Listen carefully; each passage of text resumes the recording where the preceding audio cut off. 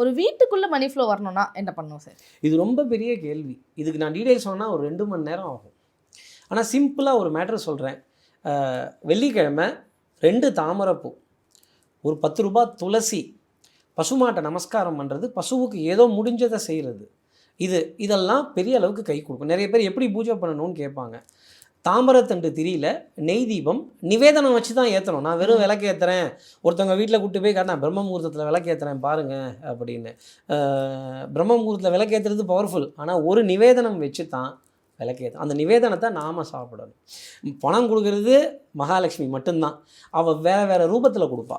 விநாயகர் மூலமாக கொடுப்பா, சிவபெருமான் மூலமாக கொடுப்பா, ரங்கநாதர் மூலமாக கொடுப்பா, திருப்பதி பெருமாள். ஆனால் யார்கிட்ட செல்வம்னா மகாலட்சுமி கிட்ட தான். அந்த மகாலட்சுமிக்கு ஆலயம் இன்னும் பிரசித்தியாக இங்கே இல்லை.